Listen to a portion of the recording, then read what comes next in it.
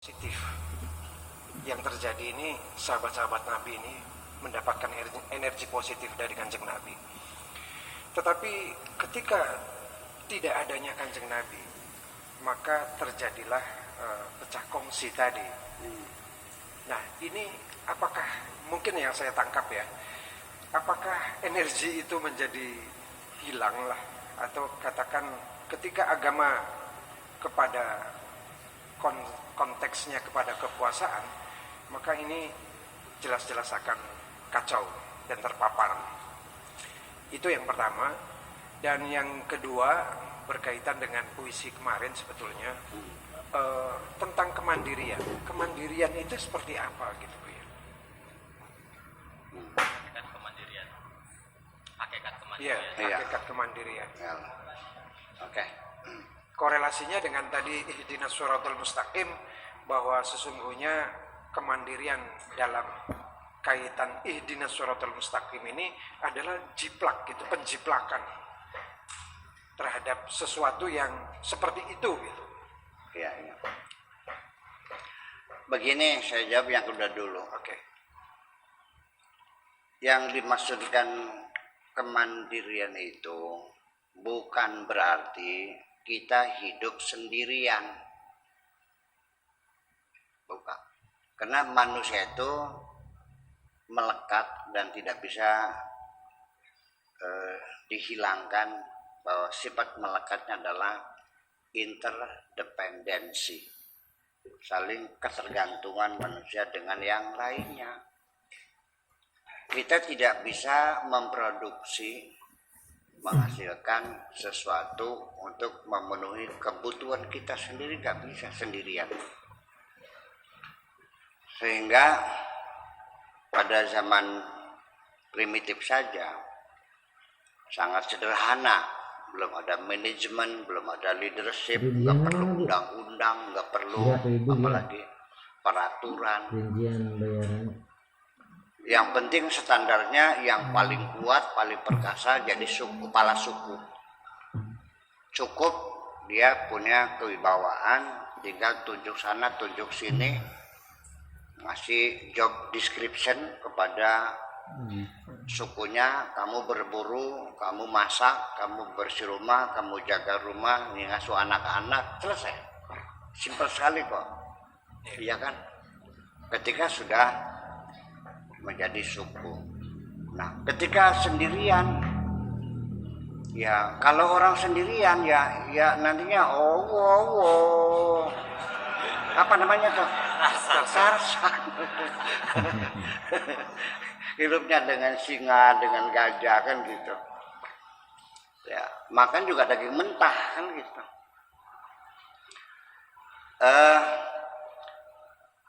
Hidangan yang di depan mata kita setiap hari, nasi, tempe, sama sambal saja, kecap, itu melibatkan berjuta-juta orang memproses.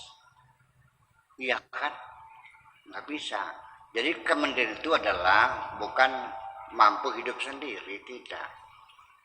Tapi tetap dalam kebersamaan. Ketika kita tidak tidak mempunyai ketergantungan kepada orang lain, ya kan, tetap kita mengedepankan potensi yang kita miliki. Saya bisa nyetir mobil, ngapain nyuruh orang nyupir? Iya kan? Saya bisa ngetik, kenapa saya ngetik? Semua apapun yang bisa saya lakukan, ya saya lakukan sendiri, kecuali yang saya tidak mampu. Ketika saya itu lumpuh, kena stroke, ya saya terpaksa minta tolong, Pak Rahmat, tolong suapin saya. Selagi masih saya bisa makan sendiri, makan sendiri. Nah, itu sudah masuk dalam wilayah kemandirian kita, tidak berarti seperti itu. Nah, lalu dari pengertian yang lainnya, bahwa kalau kita belum mandiri, hidup kita masih melelahkan ketika kita masih punya ketergantungan dengan orang lain. perlu bantu orang lain, perlu ngadirakan lah, mengandalkan orang lain, melelahkan. Karena orang pun belum tentu akan bisa selalu membantu kita. Ya kan begitu. Nah, maka sejak kapan kemandirian secara total terjadi? Ketika kita tidak bergantung kepada siapapun kecuali kepada Allah Subhanahu wa Ta'ala. Ya. Iya.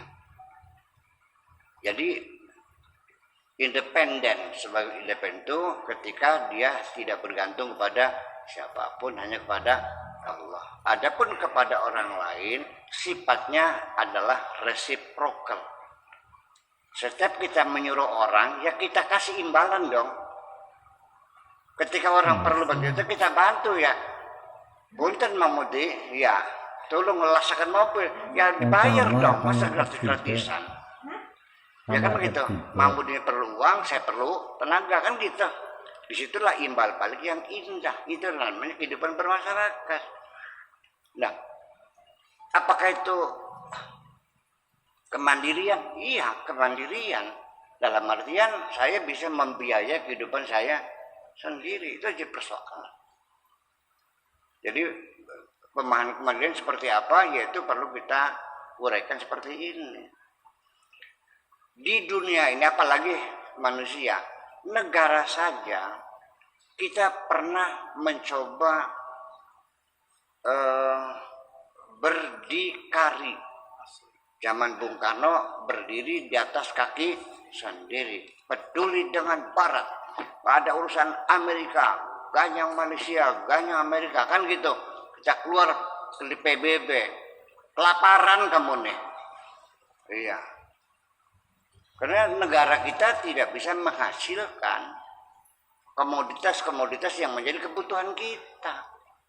Allah itu membangun interdependensi manusia dengan kehebatannya Allah. Sampai logam-logam saja, tambang-tambang saja, itu dibagi secara rata ke dunia. Iya kan? Ya, iya dong. 1 juta Ya. nih, ini Bu. Juta Di Mesir ya nggak ada batu bara, adanya di Indonesia, kan begitu. 1.25.000.000. Cendana adanya di Indonesia, di Arjuna nggak ada, ya kan. Minyak adanya di Saudi Arabia. Jadi semua kebutuhan dibagi Tuhan, sehingga terjadilah ta'awun atau kerjasama itu. Jadi kerjasama itu bukan berarti kita tidak mandiri, ya kan?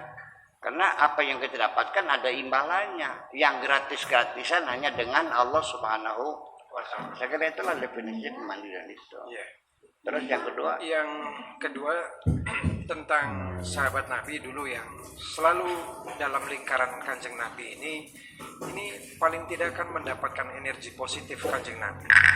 Tapi kenapa ketika Kanjeng Nabi tidak ada, kemudian terjadilah pecah kongsi semacam itu, dan ini agama menjadi ranah politik gitu, kekuasaan.